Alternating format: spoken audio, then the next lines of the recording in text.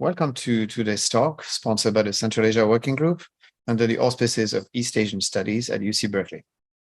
This is an initiative that aims to bring Eurasia into focus by fostering campus-wide dialogue between faculty, visiting scholars, and graduate students working on the region.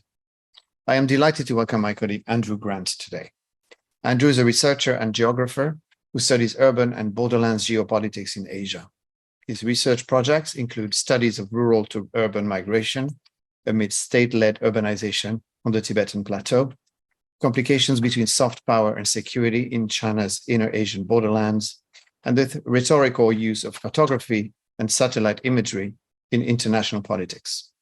His book, The Concrete Plateau, Urban Tibetans and the Chinese Civilizing Machine, was published with Cornell University Press in summer 2022. Andrew also has another book under contract and forthcoming with Cambridge University Press entitled Borders of Global China. Please join me in welcoming Andrew Grant. All right, thanks everybody.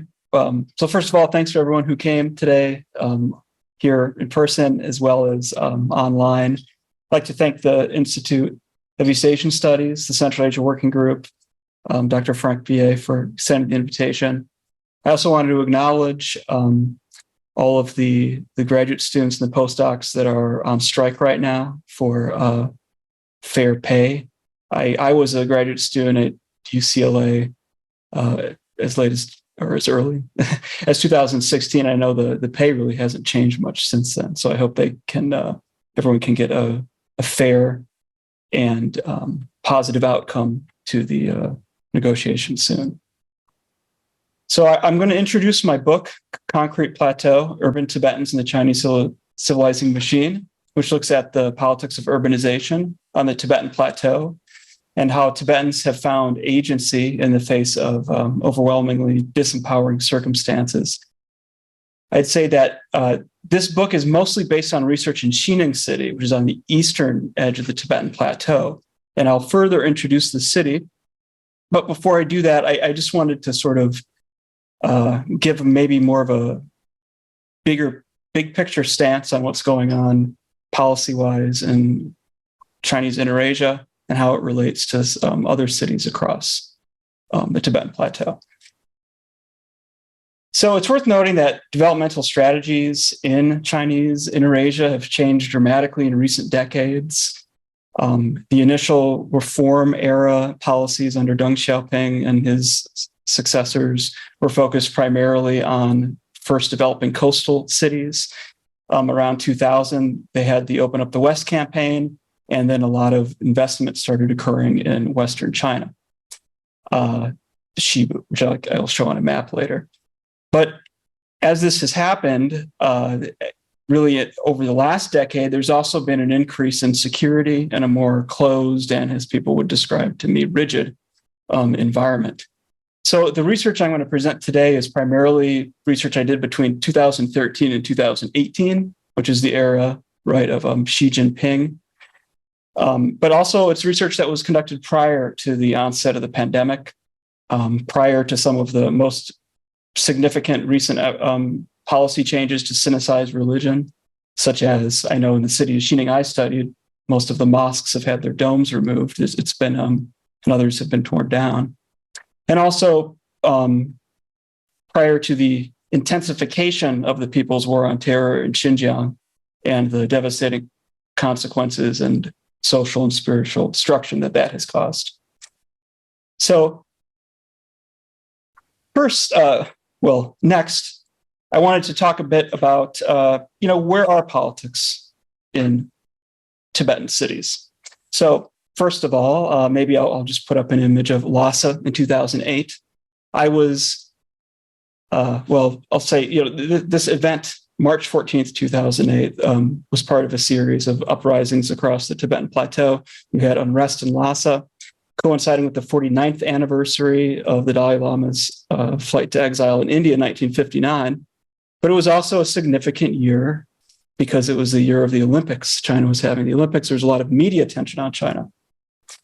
The reasons for this have been much discussed, but it includes economic disempowerment, weakening of Tibetan language curriculum, a whole host of other social and economic issues that have been compounded by the sense that there's invisibility for Tibetans to express grievances about what's going on and to change policies about it.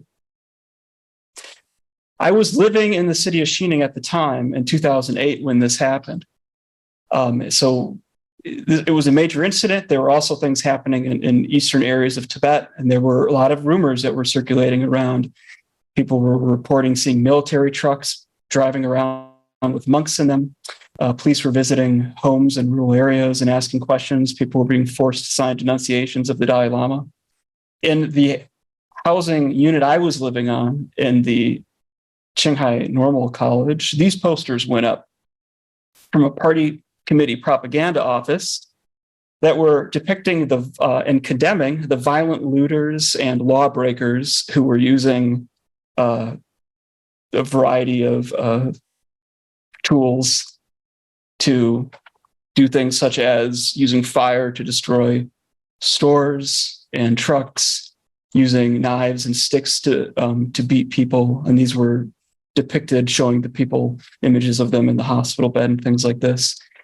And really the propaganda was highlighting that there were that the people who were engaging in this unrest were targeting other ethnic groups such as Muslims and Han that were living there. And in the last image, we see a discussion of what good social order looks like and repairing social order looks like. And this inter-ethnic harmony is restored. So you can see in this image, these are students at the university looking at this, getting sort of a normatized sense of what it means to be a good citizen, right, in Western China. So you can consider this then as maybe another form of politics in the city. Okay, fast forward to 2018. This is Jensa in the Tibetan Autonomous Region. And this is a road being constructed between the Palkhor Gomba Monastery to the famous Jansei Fortress. And it's a road being redeveloped really as a tourist attraction. And really, a massive undertaking to rebuild several kilometers of this road. So while I'm walking up and down this road, a man comes up to me and asks me in English where I'm from, tell him I'm from America. Then he tells me he hates China. And he motioned saw the construction and said, the Chinese, they did all this. We don't want them here. Now I'm hearing this and I'm worried, I'm perplexed. I'm a tourist. I don't know this guy. I don't know this place. Am I being, is this a real interaction, or am I sort of being set up to do something political? But I think this kind of raises a question, where are politics today in urban environments? And I'd say that because of the high visibility of what urbanization does, because of the way that, so many people are living in these places, undergoing economic and social dislocation, migrating to them, trying to navigate constantly changing environments, it's very hard to avoid the city in and of itself political.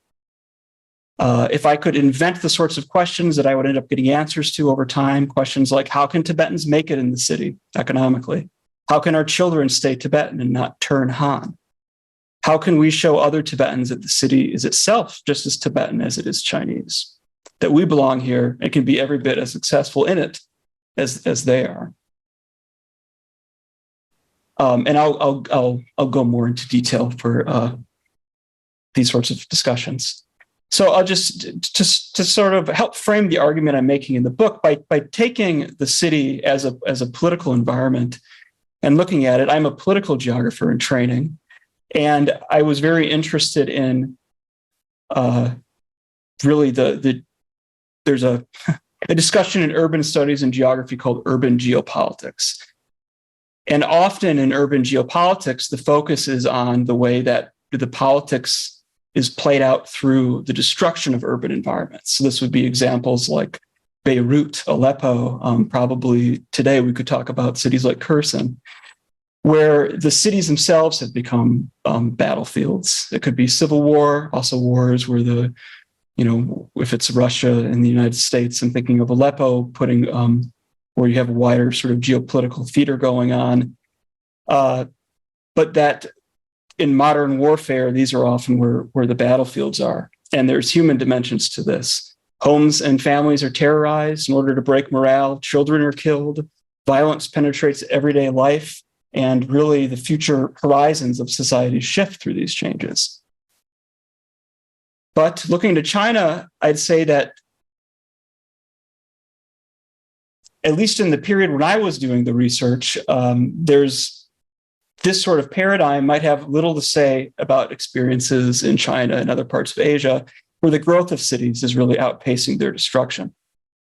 So I'm going to argue here that the creation of new urban places is also political, and there's sort of a generative political process that occurs in these areas, and that it's really important then the direction and having agency in urban development about directing the future of communities.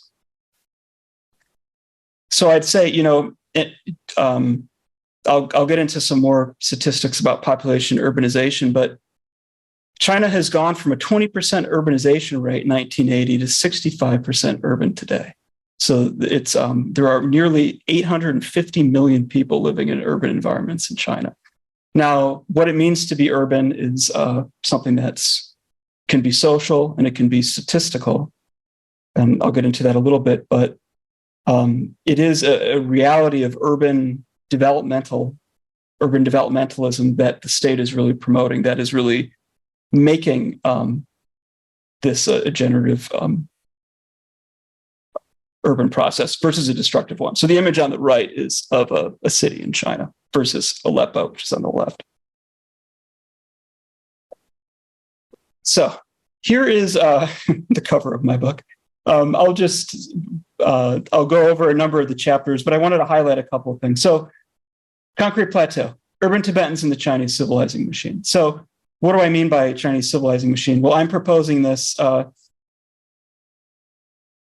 My argument is that civilizing machine proposes that although state-led urbanization seeks to create economic and political foundations of the city by having sort of an all-encompassing urban and social planning, the end result, to draw from assemblage theory and ideas of processual ontologies, is that it's not a closed totality. It's not that the urban plan gets formed, put into place, and is fully normative, and people move into it and become sort of a homogenous national citizenry, but that there's a contingent wholeness to it, meaning that as the city is being built, people bring in things, people bring in themselves and their ideas. There's different neighborhoods with different makeups. They might bring in animals, food, all these different things. So there's connections that go beyond the city. And when we're on the Tibetan Plateau, these connections to Tibetan and social and cultural heritage connected to the grasslands and the farmlands and the plateau,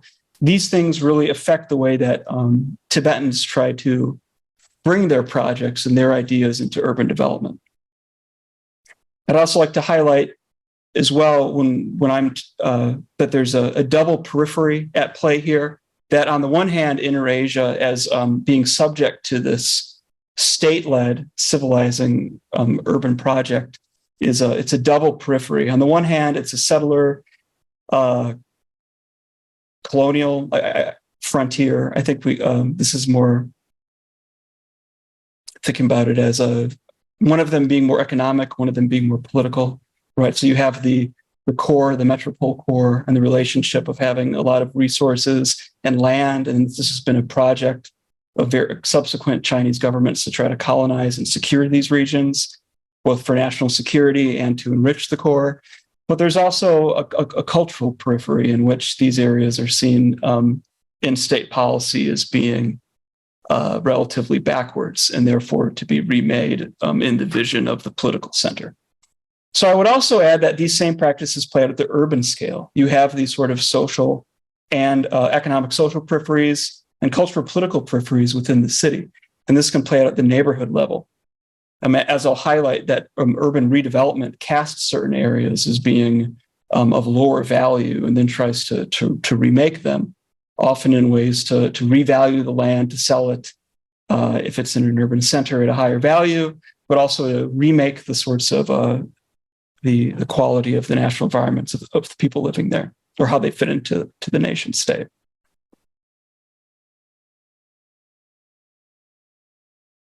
So throughout all this, though, as I'll say, from this periphery, Tibetans are very resourceful and try to add things back into it. So to bring their own projects into it. So now I'll go through a number of the chapters and how I'm making this argument. So first of all, I should introduce the city a little more. This is the location of Xining. It's located in Qinghai province. This is on the eastern edge of the Tibetan Plateau. It's a city of 2 million people, which might seem relatively small, but it is the largest city on the Tibetan Plateau. And it is one of nearly 120 cities in China that's over 1 million. I'd also highlight that it's in this area, the western region of China, which you can see there's eastern, central, and western region on this map, which includes basically all of the areas that have the groups classified as ethnic minorities within China. But it's 60% of the country's area and about 20% of its population. And it's a city that's being remade, that's undergoing a lot of changes. It's being remade by this urban project to make it more similar to the urban, like the coastal urban type. As I'll talk about the standard city, the urban model that's being deployed elsewhere across China. But it's also a city that's growing a lot, and there's a lot of Tibetans that are migrating to it from farmlands, from grasslands. And as I discussed, there's a bit of a circular migration where it's hard to account for statistically really what it means to be. One way to go about to get a population of how many Tibetans live in the city would just be to look at census data, right?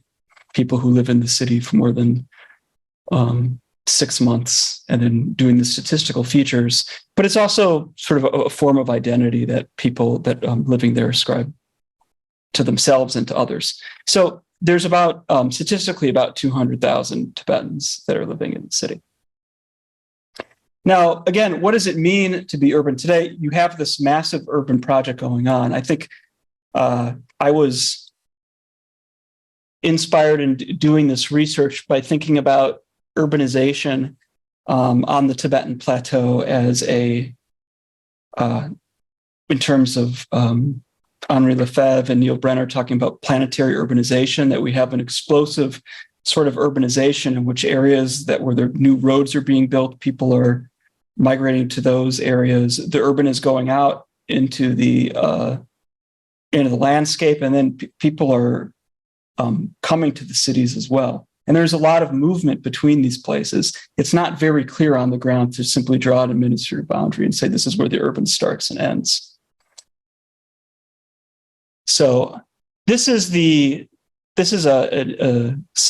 image of the city of Xining from 1980. You can see the old walls of the city towards the right. And over the last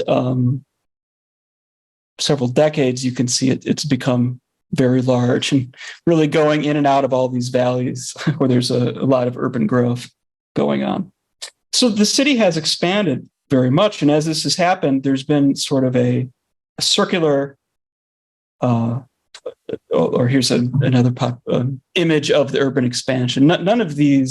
Most of these buildings weren't around there in 2007, 2008 when I first lived in the city. So the valleys have really filled out.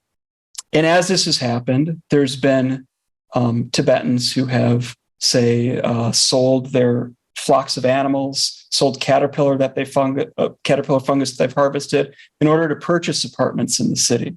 So in this way, you can see that the landscape is really contributing to the construction of the city. I mean, the natural landscape. But I highlight this as well just to get the sense of how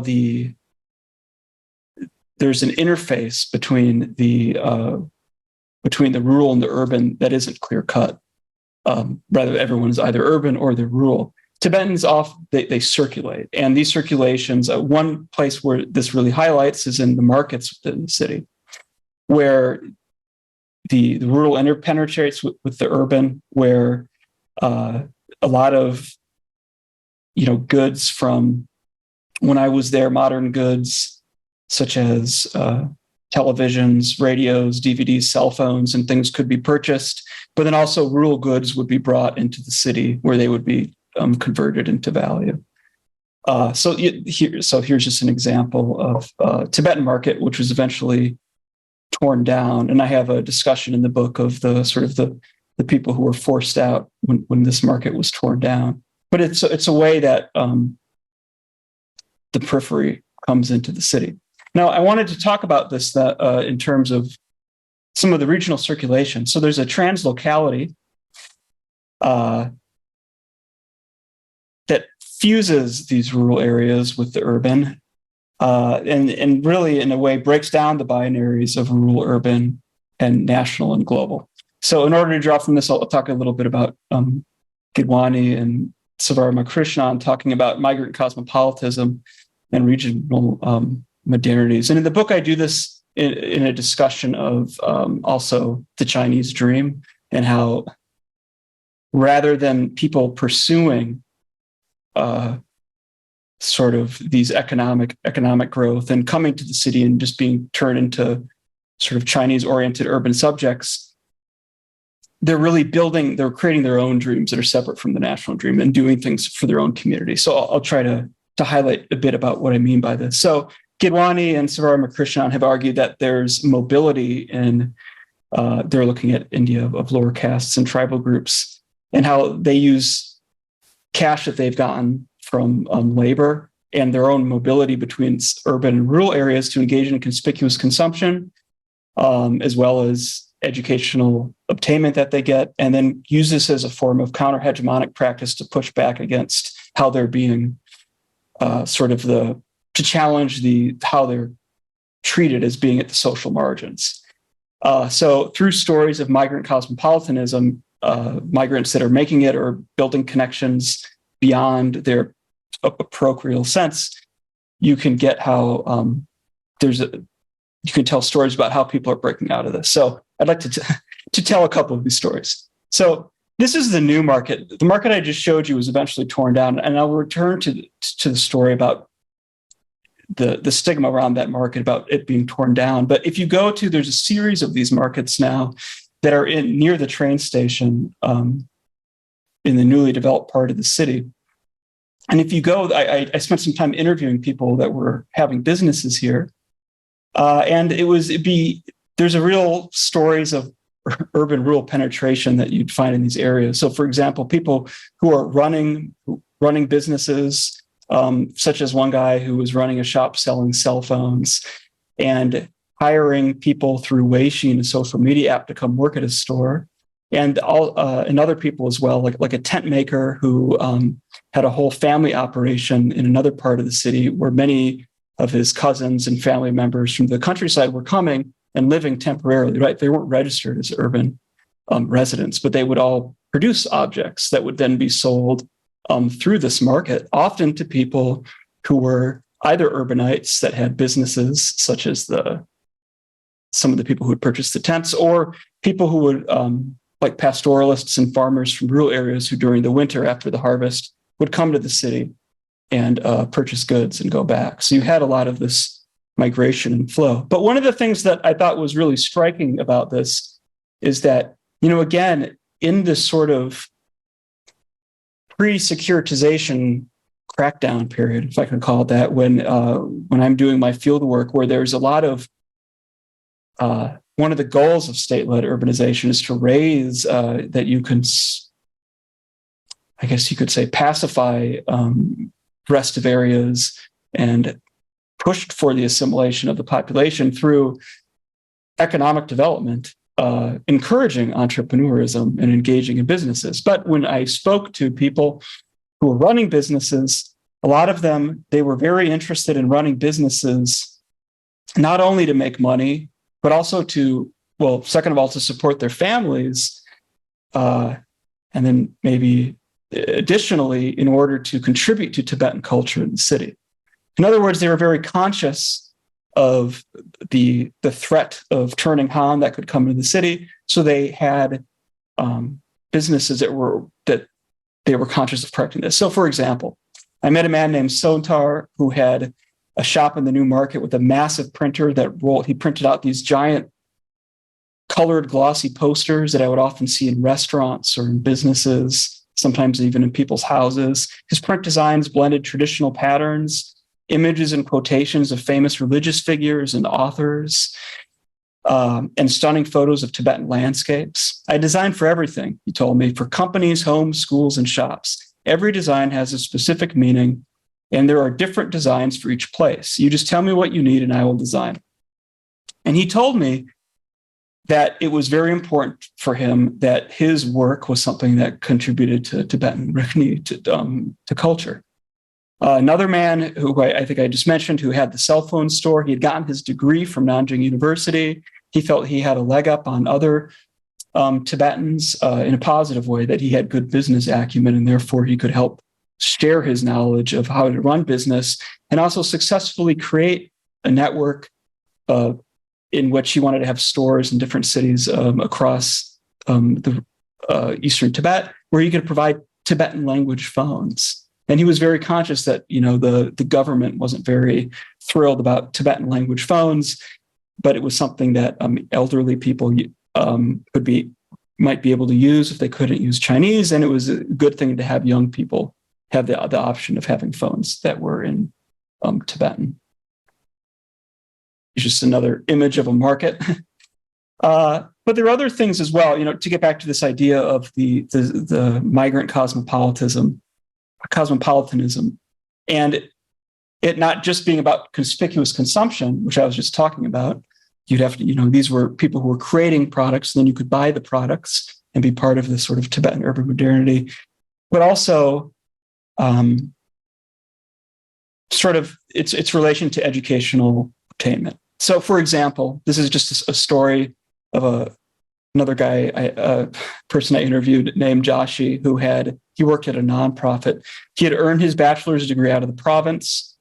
He spoke English, and he had lived in a number of cities, but he was often upset by being discriminated against or mistreated in Xining, or in the area when his cosmopolitan skills were not being recognized. So he gave me this example of when he was in Kumbha Monastery, which is a monastery that's outside of the city, so this is the quote: "When I was in Kumbha Monastery, I used English to speak to some foreigners about the monastery's history. One Chinese person approached us and he said, 'Oh, Tibetan people can also speak English.' It's like they're thinking, how can Tibetan people speak English? So I said to them, we can't only speak English, we can also speak Japanese." His cousin had spent some time studying in Japan and he had learned some Japanese phrases from her. He felt that if he had the time to get people to recognize the cosmopolitanism of his family, he could avoid misjudgments of character. They think, and quote again, they think that Tibetans can't study abroad or don't have the abilities needed to study abroad. But for Chinese people to do it is completely normal. They're surprised if they learn a Tibetan studies abroad. So, here's a sense as well where these sort of circulations can be somewhat invisible, in part due to the idea that to be urban in contemporary China is often sort of seen as to shed your ethnic identity. So in the title of the book, when I talk about the civilizing machine, I use this carefully, this term. So one of the things is under Xi Jinping. It doesn't start with Xi Jinping, but he has overseen a proliferation of the term. There is a lot of ecological civilization, the Wenming Chengshi, which is really where this is coming from in my book, which is the civilized city. There's actually a national competition for the civilized city, which I'll talk about a bit. But this idea of taking Wenming, a civilization, and using it as a way to articulate what it means, what China means today. And there's a geopolitical dimension to this. When China launched the Belt and Road Initiative and Xi Jinping would go around the world, he would often refer to civilization, concert of civilizations versus of nations. We're appealing to sort of this ancient, 5,000-year history in China, but also other civilizations around the world. It's a way to sort of rebrand Chinese culture for the 21st century. So The state-led urban project, then, I would argue, carries both a notion of Sinocentric domination and Han-ness as an unmarked identity, sort of like whiteness in the United States, towards which non-Han groups are sort of expected to assimilate. And this is in part because the standard urban environments, the modern urban environments, when they're being built in, whether it's Urumqi or Xining or anywhere else in Chinese Indonesia, are modeled off of these cities in Eastern China. And it's also related to the aesthetics of the developments, and also some other programs that I'll discuss, some of the features of these cities. And I'll also say it's also connected to history and myth in the landscape. And I'll discuss that. But this is also related back to the assemblage argument, that you're taking different materials and trying to put it together, but you're also then enunciating these materials. There's sort of a symbolic cultural dimension to it as well. So I discuss this in one chapter, and then a complementary chapter where I'm really interested in in these narratives, these counter-hegemonic rejections of the Chinese, sort of the state, the official version of the civilized city. And I'll discuss what I mean by this. So really, by here, what I mean by uncivilized city, this is more like revealing the hypocrisy that the Chinese city, as it's being created, can be intolerant. It can also be immoral. It can be related in terms of Buddhist morality, and that there are also Tibetan memories of the city that sort of reject sort of the historical and mythological sense coding of the urban that is promoted in official histories and in the memorialized landscape. So, to get again to the civilized city idea. So I discussed the civilized city. So there's this competition, and it's interesting because you can see it not only then as a as a policy, but also a biopolitics. I just take this quote. You won't just find this in Xining. This competition is across the country. Lots of cities have won these national civilization city designations, but I argue that it takes on a special valence when you take it into these areas that have large populations of various Muslim groups, of Tibetans, could be Uyghurs. So it says, civility is the spirit of the city, virtue is the basis of social conduct, right? So there's both a content to it within you, and then there's a way you're supposed to be acting, right? There's a disciplinary aspect to it then, a connection between bodily etiquette and the urban environment. And as you can see just from this image, we see, what looks like, I guess this could be a city anywhere in China. It's the ideal city, tall, sleek glass skyscrapers. We have a lot of green space, a park bench, and whatnot. So here's an image of the standard city. And where do I get this? This is coming from discussions I'd have with people who discuss the most newly developed parts of the city, in particular the western district of the city, in an area called the New Lake District, as being the standard city, and comparing it to places such as Beijing and Shanghai. So again, skyscrapers, places where the property is new, property values are rising.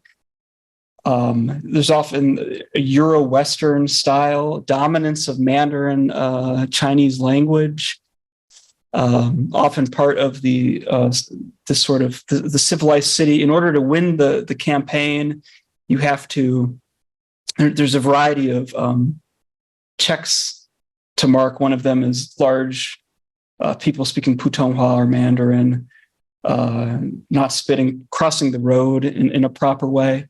And the thing is that if you're in the standard city, this means that these areas, they're pre-built to be conducive to to civility, to civilized behavior, because they have more modern amenities and infrastructure. They're more similar, they're more comparable to the cities in Eastern China. If you go to the other parts of the city, then you'll see things like this. You see in the image on the left, that's the civility rope, pulling the rope up so that people don't jaywalk. You'd have a lot of volunteers that were helping promote this. Civility or civilized waiting area here at a crosswalk. But again, these are very sort of passive disciplinary things. And I would have, I think my next quote, people sort of describing this and rejecting it as being a passive activity, as being superficial, as a way to change people's behavior. So this is just this is a quotation from Cal Song, a businessman I interviewed, and we were talking about the Civilized City campaign and its effects, and he says, civilization is an ideology, isn't it? Or is it just carrying out activities? Will a city become civilized after 1 or 2 months of this uptick in the ropes and everything? The most important prerequisite condition is, first of all, having equality of opportunity, equality of participation. Do you have these? Now, this so-called civilization, is this your equality of nationalities? So what he was really critiquing here is that, you have these new areas of the city, these new centers that are being built, and they're economically exclusive. And then in areas where you might already have other groups of people living, including large numbers of Tibetans, there isn't equal access to economic opportunities. He would describe to me people migrating to these new centers and not being able to find work and just waiting on the side of the street, hoping to get picked up or hired. That basically these new urban environments, they were not actually providing the sort of uplifting that was being advertised. And I'll come back to more critiques around this. I also wanted to talk about some of the social ways this is brought about. So historical, I've talked about the material environment, but there's also a way it's coded. So for example, in the cities, you'll have both in published books that you could find throughout the city and in the urban landscape, the city is being memorialized in ways. And I highlight sort of 2 different ways this is done, both historic and folkloric. And again, these things, both of these sort of tell stories of pacification, again, or sort of they're part of the civilizational imbalance.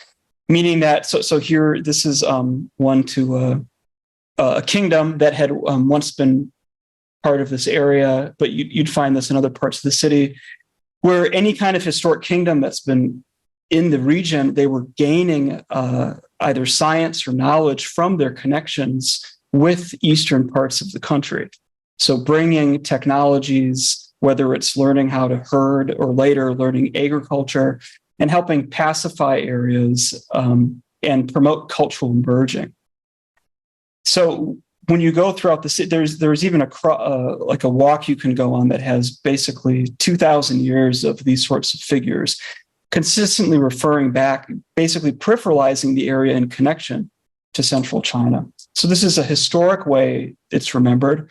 But you also have, and they tend to be male-dominated, not monuments. There are also feminine figures. This is the Starbucks cup, a mug of Xining, where there's a discussion again of Kunlun civilization, an ancient matriarchy, the Queen Mother of the West, figures like Princess Wencheng, who's on this mug, and these sort of folkloric, and it's very gendered. This is also about bringing technologies and kind of reorienting the histories of these places. So Princess Wencheng supposedly brought crops and astronomical information to Tibet, and this is often promoted. There's also things like this. This is a tree that perhaps was planted by Princess Wencheng in the 7th century. This is one of the stories around it, or perhaps it was planted by the Queen Mother of the West, or it was part of a story, a folkloric about 8 immortal trees in the area. But as one person I interviewed told me, these are just stories that Han people like to tell about the areas in order to sort of make the histories part of China. And she made this one person I interviewed, a friend of mine, had criticism that this was sort of a wild versus an official history, right? That the official history was so xenocentric. So if those are sort of the dominating versions of this, there's also ways that these things get pushed back against. So I already talked about it a bit in Kelsang's interview, or that snippet about how unequal things could be. But there's also, I would argue that rather than simply reject and resist the dominant urban aesthetic, there's a lot of engaging with the politics of aesthetic by participating in the community of sense around it and offering critiques. So one of the things that happens then is, as these new urban areas are being built, these standard areas, other parts of the city, they become stigmatized as being rural, backward, impoverished. And these are often areas they ended up being treated as nuisances. So I was often told by people I was interviewing that these were areas where there were a lot of Xiaoshu who were ethnic minorities living, Tibetans, Muslims. And these were dangerous parts of the city to go to. These were dirty places, and I should avoid them. And this is an image of the old Tibetan market where there's sheepskin being sold. So this area is now destroyed. But but these discussions then of these sorts of places being dangerous, of being places to avoid, people were across the city were aware of this revaluing that was going on. A lot of middle class Tibetans I knew, they wanted to live in newer areas that were supposed to be more convenient, more nicer housing, better access to transportation, not as crowded as these older parts of the city. But that didn't mean, but because of the way the urban was being recoded, they were basically associated with the stigma of these parts of the city that they may or may not be living in. So this is just an example. I was often told about overhearing these discriminatory comments in restaurants when people were eating that Tibetans were dirty or dangerous or couldn't be trusted. Here's an example from a friend who said, they say that we Tibetans don't have civilization, but look at them. They spit on the floor, spit on the ground, throw food on the floor and fart while they eat. They say that they brought a civilization, that we didn't even have clothes before they came. So this is sort of a critique coming out of the sense of like Princess Wencheng bringing civilization, right? Which gets compounded with all these other civilizational discourses that are going on. Or here's another example from Tsebe, who was a pastoralist living in the city of Xining. She was critiquing the Baorong, which is often used in urban slogans across China today, meaning tolerance, inclusivity. That one of the goals of establishing the Wenming Chengshi is to promote tolerance, that groups should tolerate one another. And this is in a lot of the interethnic propaganda as well. She recounted to me the story about coming to the city with her uncle, who was currently a pastoralist. So he had visited the city and she was taking him to the hospital. And he had, on the way there, they were taking a bus to the hospital. He had been taking some dairy products. He had brought dairy products as gifts to her family. The dairy products have a scent associated with them, and they're on the bus. And then people start, loudly saying that they smell and should moving away from them. And she's recounting to me the abuse that was faced not only from bus riders, but then later at the hospital staff. So afterwards, I felt that the people criticizing her uncle didn't have a tolerant way of thinking. Civility should mean that people can be respectful of these sorts of things. There are many Han think Tibetans are dirty, but actually they are more dirty. They say that we have dirty clothes, but really they only see the superficial things. They don't know Tibetans' inside qualities. And here she's critiquing that the hospital staff was, saying that he should clean up and wear more hygienic clothing. But this brings me to something else, that this dominance of the urban. And I was showing you before that poster about the civil, about proper conduct and civilization being the spirit of the city. that there's a sort of a visual dimension to this. So I would often hear then through my discussions with people this sense of that a lot of what was going on with urbanization, with these projects, not only was it passive, as I pointed out, but it was also largely superficial. It was fancy on the outside and empty on the inside, and that there was a sense that this was bad. And I'd say that this, fits into a narrative of counter-civilization, which Buddhism plays a role. So I'm also drawing here from Jane Capel, an anthropologist. She's written about a narrative of moral decline that links urban places to bad influence on monks' sem, their mind or heart. That there's a distraction that comes from the monastic community being adjacent to urban places, and this can be deleterious for their focus and their ability to carry out the tasks they're supposed to carry out.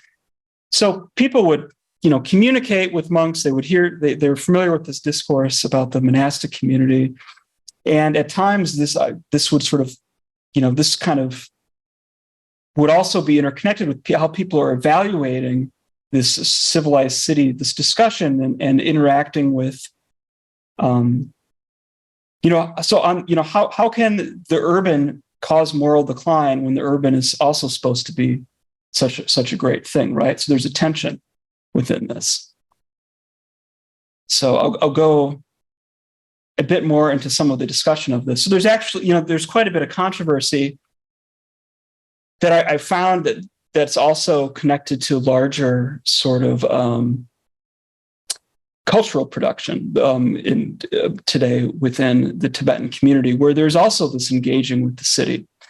So on the one hand, you have certain modernizers in Tibetan society, and there's been writing on this, such as the Khenpo coming out of Varungar, who are encouraging Tibetans to participate in urban environments in order to gain skills and to raise their to raise their standard of living. But at the same time, you also have people who are critiquing what these Khenpo have been pushing for, saying that if you move to urban areas, Tibetans, they'll lose what makes them Tibetan. They'll lose the sorts of skills that they have, that eventually and this is from the poet and writer Kapchen Dendrol, also, who's writing that you'll become slaves to the city if you move into these urban environments, where you'll end up just in the informal market and losing all the skills that make Tibetans what they are.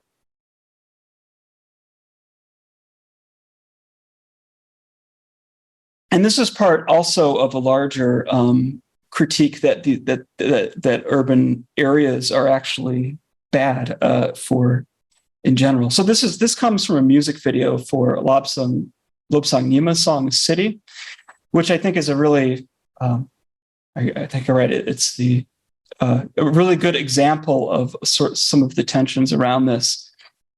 This music video begins with sort of you're flying over the crystal clear mountains and the blue sky and the animals on the plateau. But then you also see this yellow polluted sort of urban landscape at the top, right? These sort of two idealized or diametrically opposed milieu of contemporary life. And the lyrics are written by the Xining-based author, poet Minla Jab. And you can see that in the video as well, there's this discussion that, sort of like the narrative of moral decline that Jane Capel discusses.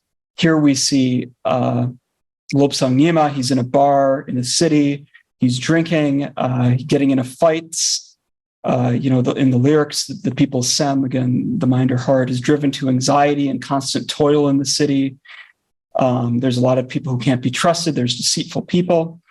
And these images are interconnected or intercut with him being right on these peaks, and the lyrics as well about the pure white cloud in the sky. The grasslands are a better place for a mind. So you can see there's this juxtaposition of landscapes and environments, which speaks to how social difference between these two landscapes. I would also then find that, speaking to this landscape, there was often different places in order to have different sort of moral outcomes. If the city is a place that's people are superficial and distrustful, well, then urban Tibetans who were living in the city would also strategize about how they could retain their culture and social practices by sending their children back to rural areas at certain formative periods, perhaps for schooling, so they could learn Tibetan. But there was also a big focus on embodied dispositions, right? So sort of following, I think I'm writing Echoes of Mouse and Bourdieu, that these formative years are really important, having social authority, learning from elders, to not be disrespectful like people are in the city or Han students are to Han teachers, going back for important festivals, participating in the harvests and things like this, that this would be very important. As one person said, again, critiquing whether Xining was a civilized city, you can't even trust someone there with an envelope or a letter. You ask somebody to put it in the mail for you, and they're going to open it on the way to the post office, to the post box, which is something that wouldn't happen in a village where everybody is trusted.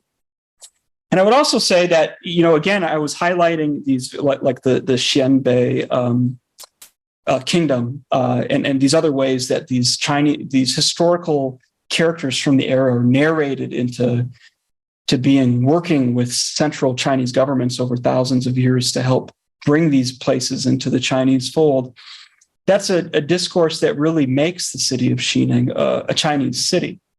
But there's also a lot of interest in making it a Tibetan city. So this is an example of this scholar and Dobi Shadru, who you can see on the left, who I had the fortune of interviewing a couple of times. He made this map of the city of Siling or Xining, but as part of the Tsongkha kingdom, which was a kingdom based in this area in the 11th century AD.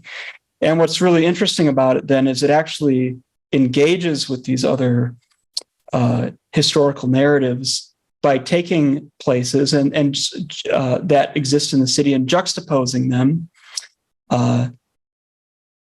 with other possibilities, basically that the origins of a lot of place names could be Tibetan rather than Chinese, and in that way, re-narrating it. So, for example, that there's a place there in the city in Chinese called Lenghulu. He illustrates it here, and there's the 10,000 Naga platform in the area. I had someone else told me that there used to be a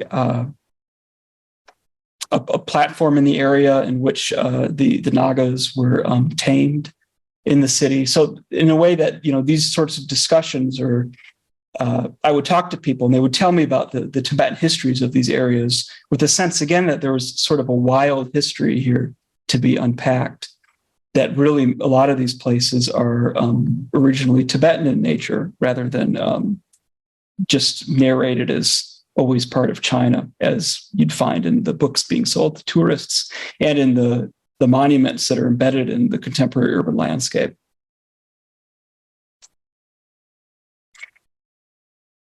So I would say that,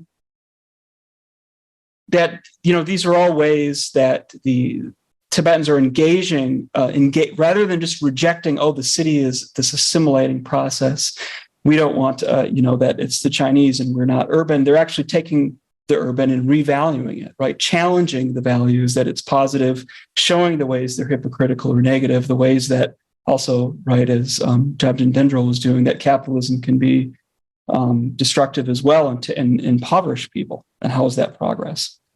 I'll just do one more thing briefly. That another thing that I was really interested in is the way that the city Tibetans make being demographically not as present in the city as Han or even Muslims, the way that they have created a sort of discontinuous, rhizomatically connected city in which people learn about other Tibetan places, such as a restaurant on the 13th floor of a building that you would never be able to see from the street, by passing information about it, and therefore creating, beyond the market, a network of schools to learn Tibetan, network of stores, and also just, people living in different areas by using the visual, the built environment in order to convey this. So this is and also to do this in landscapes where you're also being sort of dominated or challenged by other sorts of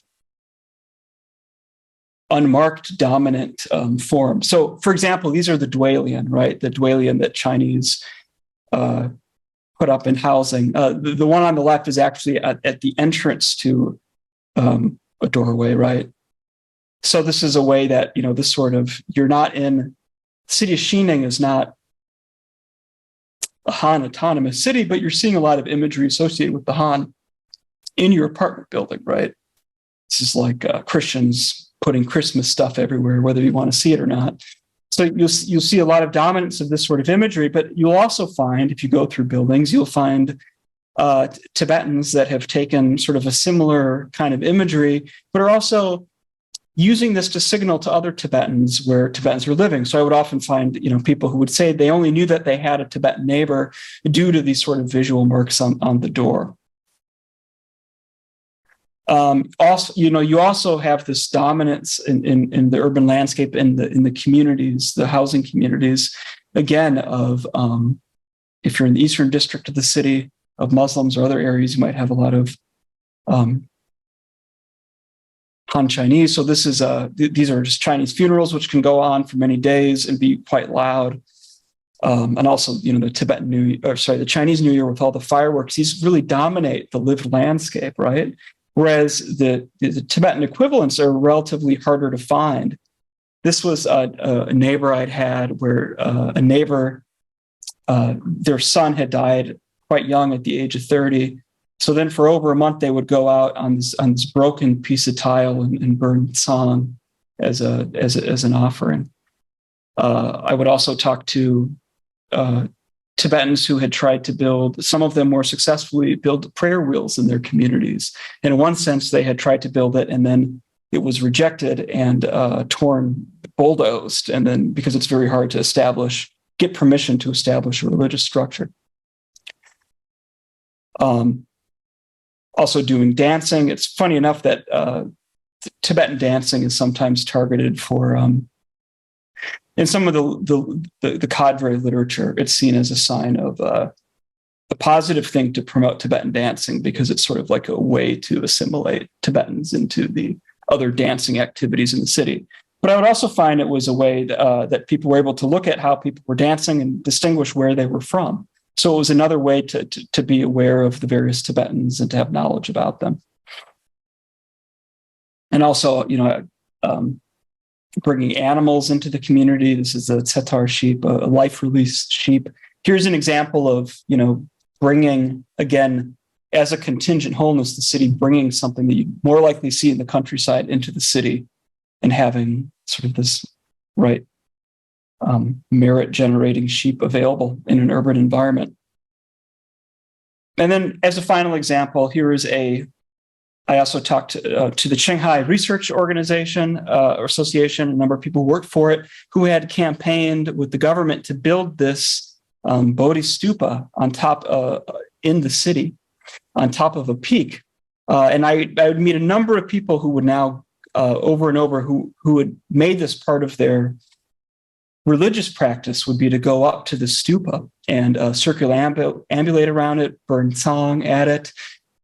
So it had become really a landmark of Tibetanness within the city. And it also is incorporated, this song from a couple years back, Fly, you can see it's incorporated into this music video really as a sign of, these musicians are really cool, young urban people, and they're bringing these religious items into their urban modernity as well. It's part of the stupa.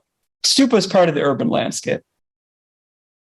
So, to conclude, Tibetans partook in a politics of place by engaging with the urban civilizing machine, rather than be completely cinified by it or assimilated by it. They have used the urban in order to build community and to pursue their own projects for their families and for the Tibetan community. And I think that, in an environment of generative urban geopolitics, to return to this, you can see how in an authoritarian context like China, it's not lacking environments of contested politics, say, in Berkeley or in another city. If you wanted to change the name of a street to memorialize someone, you could campaign for it, right? It's harder to do that in places like China, which is why you have these sorts of images like alternative maps that are circulating, or these sorts of stories that are being told around the city, as well as just revaluing what the urban is as a whole. And I think that these findings are, they can be important not only here or in Chinese Inner-Asia, but also in parts of Southeast Asia, where China is delivering sorts of its or Chinese developers are selling their urban form, that some of these new special districts, such as in the border, like Bhutan and Laos, or other countries such as India, where they have had urban development programs in the Himalayas, right? And the sorts of ways that these mountain landscapes can be remade and bring these places into the nation. So, all right. I think I'll end it there. Thank you. Thank you very much, Andrew. Any questions from the audience? Thank you. Thank you for this wonderful presentation and very important work and exciting book. I had a question about the terms and the categories of Wenming versus Minzu, right? And it just really struck me that, there's all this discourse about civilization. Wenming, it has these different valences. You talked about the contemporary in terms of civilizing and sort of hygienic civilizing, but also the historical valence of civilizations, even connected ones along the Silk Road, right? And at the same time, I saw, in the photo of the markets that you were showing, and I rarely ever saw the term Minzu, right, which is not something that I'm used to. So I'm wondering, how these two discourses are connected or playing off each other. Has Minzu discourse, sort of ended in this period? Last time I was in Xining was right before you started this work, 2012. So, yeah. That's a good question, because should I answer them? Yeah. Okay. I would often see them separated, but sometimes I'd see them come together. And I think one area, and maybe I should have unpacked this a little more, is that the East District of the city of Xining is the area that historically was the Muslim district, but it's also the area that this is where the Tibet market was. And it's sort of an area that it's like the train station and the buses. There's a lot of interface between the urban and the rural in this area. But it's also because there's a high concentration of groups that are categorized as the Shaoshu Minzu. I noticed in particular in the Kunming stabbings, which they're either March or April of 2014, but there were also incidents in Xinjiang at the time.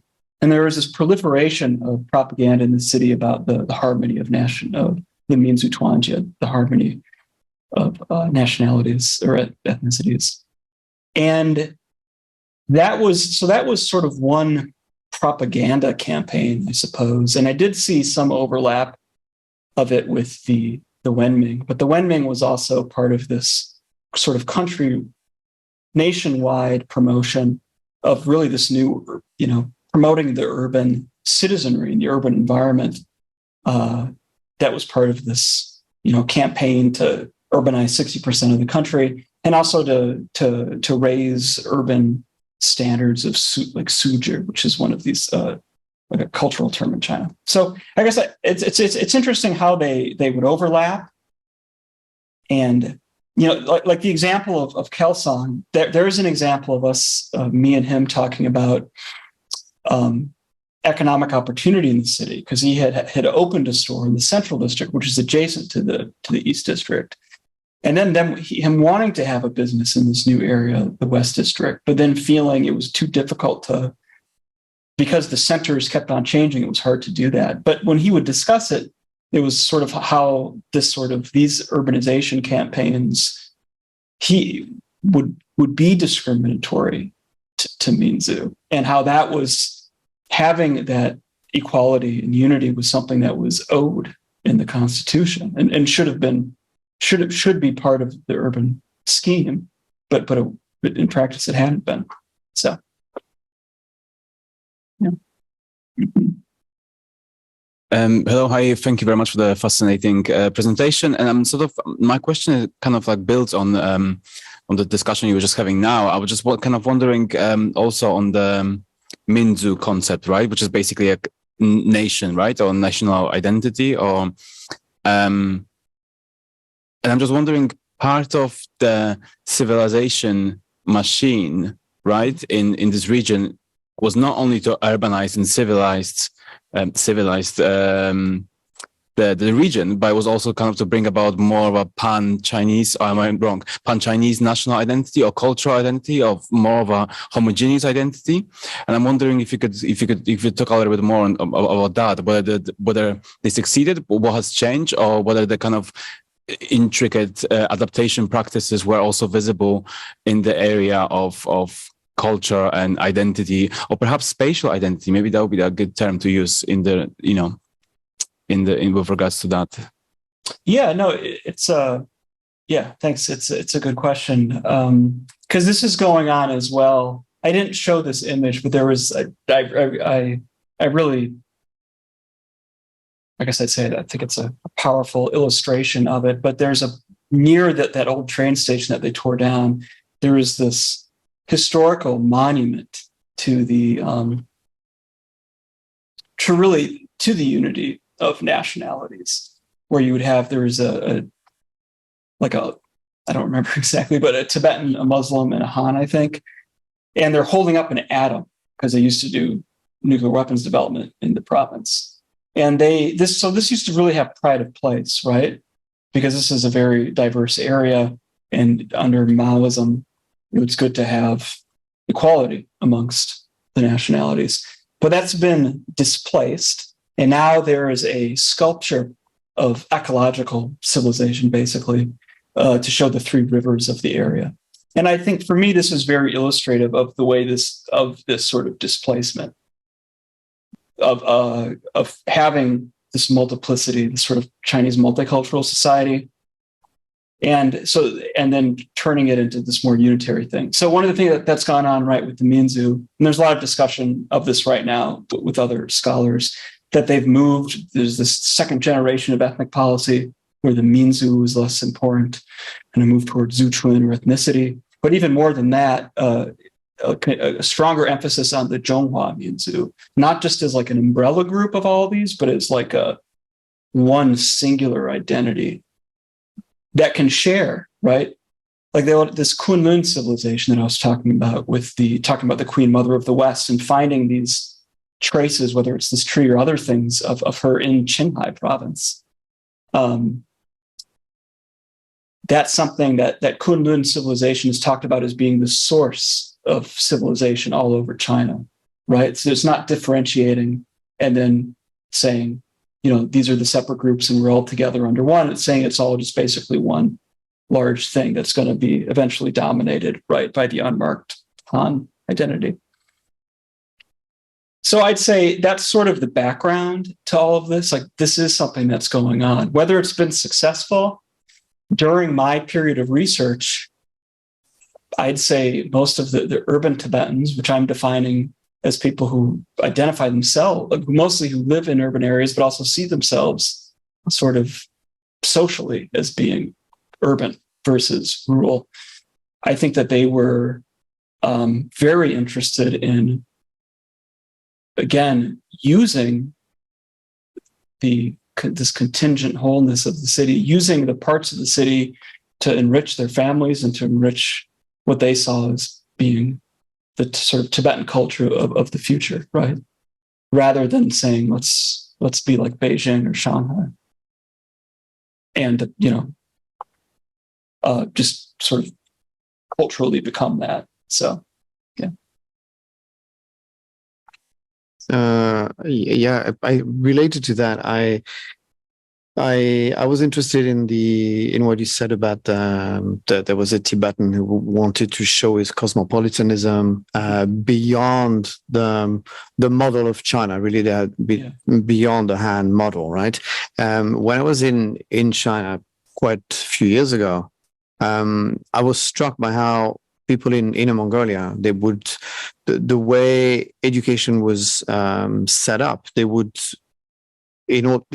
first need to become Han-like in order to then move on to becoming more cosmopolitan or international. So if you were studying at a Mongolian language institute, you would not really have access to English and languages beyond, the border. First, you would learn Chinese first, and once you knew Chinese, then you'd be able to move on to. So I was wondering to what extent this narrative from this Tibetan kind of was echoed by other people in your field site, whether the other people would also kind of go against that idea that you would have to become a Han-like first in order to then become cosmopolitan, whether there was it was a bridge to the outside. Yeah, and this it's a great question and a really interesting one because it can go in so many directions.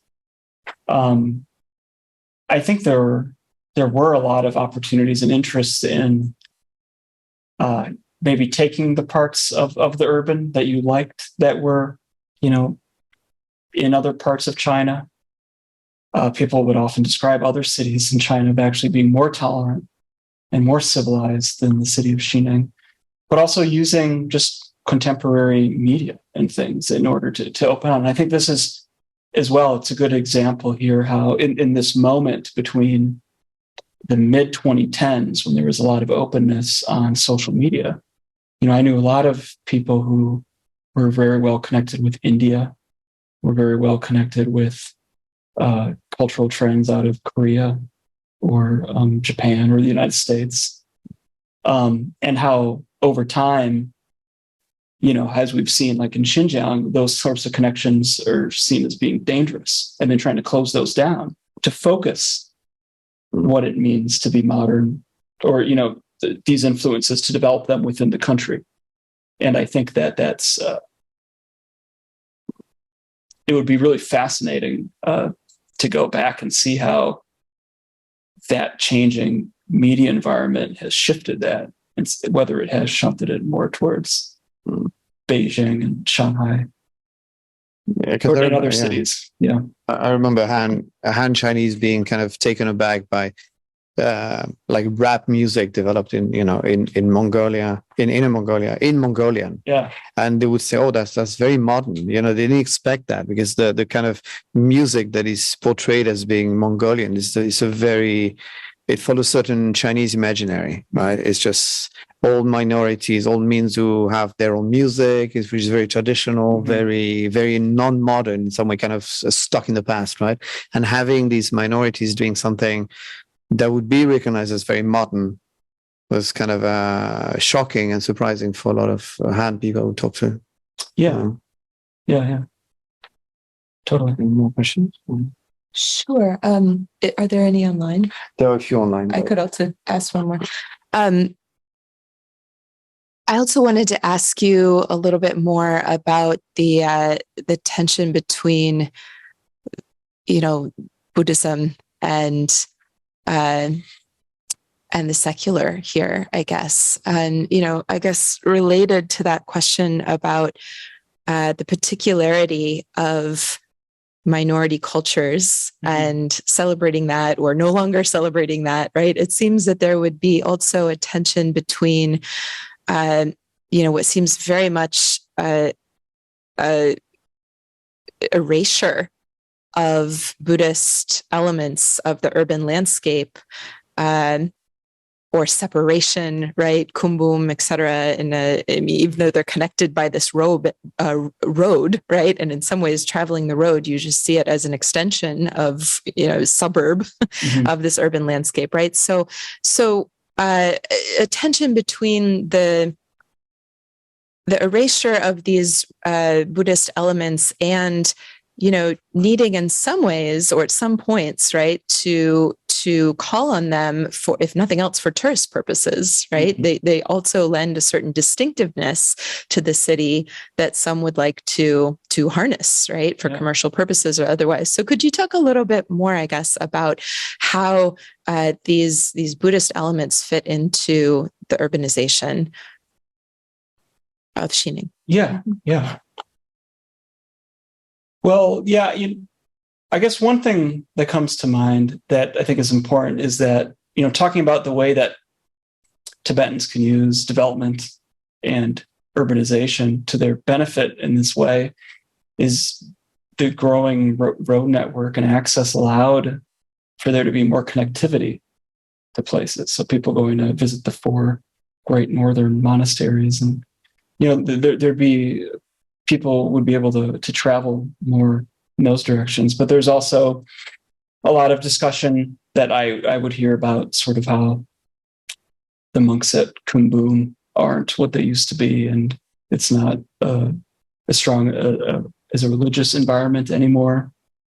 One of the things that the urban also could provide, people would have monks come to read scripture to their homes, which was enabled by, again, having them come from far away to do this by that mobility. Under what conditions? Under what conditions is something like the stupa that you showed at the very end of your presentation, right?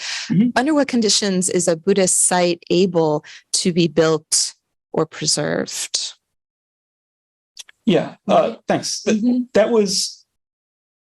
So when I had talked about the prayer wheels being built, there's this sort of conventionally the Tibetan neighborhoods in Xining with the highest concentration of Tibetans are mostly these retirement communities that were paid for by the finance departments of governments in other counties. And when they would build those, or in the interviews I did with people living in them, when they would build those sites, they or the Xiaochu, the housing community, they would negotiate with the government of the urban district to try to build things such as the prayer wheels or the areas to burn butter lamps and other sites. And they would get pushback in some sense, not being able to build exactly what they wanted to build, but less of it. I would also, though, the one example I gave of the place being bulldozed, they weren't able to do it to get permission because they didn't have the influence of the government, because they had only bought one building within a basically secular mixed housing community. And because it was a mixed housing community, the government said you can't build something like this. They tried to get it built as an elderly, an activity area for the elderly. And they were initially denied that. They said, you can't build something like this. And in that same housing community, you had images of, Taoist sages, just very sort of Chinese designs that were in there. And of course, that's not seen as being a problem. You put up something like that, you'd find that anywhere across the country. So it was okay. But there's also this distinction between small and large form religious sites and getting them built. So they weren't able. So basically, for the Bodhi Stupa, that's a case of building a large religious site, and because the Qinghai the Qinghai Tibetan Research Organization has a good relationship with the government, has a number of ex-cadres within it, they were able to sort of get that done legally and legitimately and recognized and get that built, right? So there's just an example of that. But I think some of the most interesting things I'd find is, like, say, outside the Tibetan hospital, you can find, a number of offerings, or the Setar sheep that I showed. Like, there's all these things that you don't need permission for, and a lot of people wouldn't even know what they were. They wouldn't even see it. It would be invisible. But if you know what to look for, if you're attuned to that and you see it, then it's a presence of that in the city, and it's meaningful. So I'll relate some of the questions we got online. Somebody's asking about kind of the tension between authenticity, I guess, and modernization, and saying that when they were in Lanzhou, locals did not really want to use the fancy mosques that had been built, because they had been built by Chinese authorities, not the local Muslim community. So do you see something similar? I mean, I saw a lot of buildings getting destroyed, rebuilt in a kind of in a new kind of imaginary, in a way that would be very standardized across the country. So I don't know, in terms of then religious authenticity, is this something that you kind of came across? Yeah, it's a good question. There were a lot of mosques that were being built and reconstructed when I did my research within the city of Xining, because there's a large Hui and Salar population there. And my sense of it was, most of those mosques, depending on the teaching of Islam, they would have communities behind them that were invested in building them. And then other religious teachings may or may not just sort of reject that particular mosque. As far as Tibetans were concerned, this is an interesting thing with the city of Xining, say, versus Lhasa, where Lhasa is within the Tibetan Autonomous Region. But the city of Xining is not it's not like a Minzu autonomous area, which is another reason why this sort of unmarked Han-ness dominates the environment. So there's no desire or mandate for the state to build, say, like a Tibetan monastery within the area and try to sort of, use it for some political or social purpose. So if the issue came down to authenticity, for example, this Kumbha monastery I was talking about, that was a place that just because it had been open to tourists, because the area around it was so urbanized, I think it was largely, for many people I spoke with, it wasn't seen as being as powerful as it used to be, as being as it had been compromised. And the monks there had been compromised. And sometimes I would hear that they weren't real monks or couldn't be trusted. So, yeah. We have another question asking about Xining in the larger hierarchy of Chinese cities. I'll read it verbatim. There are Tibetan migrants who have moved to more first tier, more civilized, more cosmopolitan cities like Beijing, Shenzhen, Shanghai, etc. Based on what you have seen, what is the relationship between Tibetan urban residents in Xining and those who have more experience in these eastern cities? Oh, that's a good question. I'm not sure if it's not easy. really know the answer to that. I'd say, a number of people, I'll just speak to a number of people I had met who had lived in these other cities. I think it certainly provided them with a different view. One of the things I thought was interesting is that people I had met who had lived in Chengdu, which has a large Tibetan population, would often remark that the city of Chengdu was, they liked it more. They felt less judged. People there were more friendly. And that's a city that has far more non-Tibetans in it than Xining would, just due to its massive size. But it's also a city where I think the Tibetan community is quite large and concentrated in a way that Xining doesn't quite have. And I think it would be really interesting to compare Xining, Chengdu, and Lhasa as sort of three different versions of Tibetan urban modernity and how they do and don't intersect. As far as people living in Beijing and Shanghai, I'm not sure. I keep on saying Beijing and Shanghai.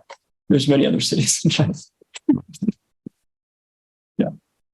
I'll read one more question. What continuity do you think there is between the civilizing campaigns you saw and prior ones, such as Chiang Kai-shek's New Life movement? Yeah, good question. Thank you. One of the things that I find interesting in this move for the civilized city, in this tension between the material landscape and the interior, the spiritual, right, which I discussed sort of as a critique that Tibetans are making, but it's also something that is within the Chinese discourse around civilization. There's the spiritual civilization and the material civilization, right? And you can't have one without the other. And I think if you go back to the New Life movement and some of these earlier eras, that was always something that was important. How can you have an urban modernity and have an East Asian or Chinese supplement to it? So I think that there is a strong continuity there, and you can also see it in efforts to change behavior, to change appearances. So good question. Thank you. I think we'll stop here. And thank you again for your fascinating talk. And I would recommend to people to get the book. Thank you. Thanks, Thank you very much. so much.